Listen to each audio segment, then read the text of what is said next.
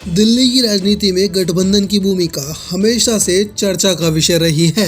हालांकि अब तक के अनुभवों से स्पष्ट होता है कि बीजेपी, कांग्रेस और जनता दल के लिए गठबंधन करना फायदे का सौदा साबित नहीं हुआ है। दिल्ली विधानसभा चुनाव के इतिहास में कई बार गठबंधन किए गए, लेकिन इनका परिणाम अपेक्षित सफलता नहीं दे पाया।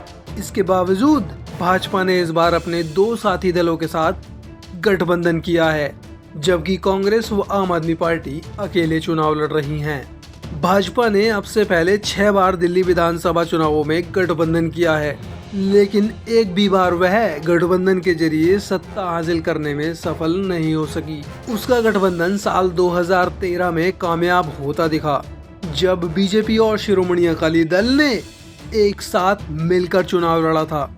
इस चुनाव में अकाली दल 2 सीटों पर चुनाव लड़ा।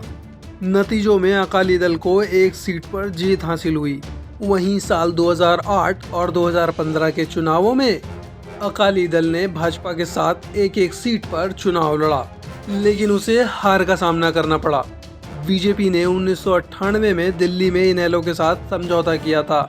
उसने भाजपा के साथ मिलकर 3 सीटों पर चुनाव लड़ा, लेकिन एक पर भी जीत नहीं मिली।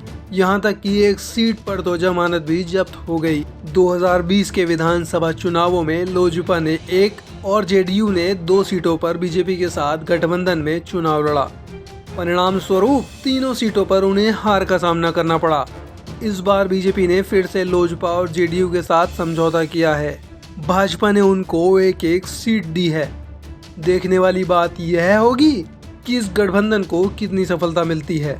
कांग्रेस ने दिल्ली विधानसभा चुनावों में सिर्फ 1 बार गठबंधन किया है। 2020 के विधानसभा चुनाव में उसने आरजेडी के साथ चुनाव लड़ा। इस गठबंधन में आरजेडी ने 4 सीटों पर चुनाव लड़ा, लेकिन कांग्रेस की तरह उसका भी खाता नहीं खुला। इस बार कांग्रेस ने इंडिया गठबंधन के किसी भी साथी के साथ समझौता नहीं किया।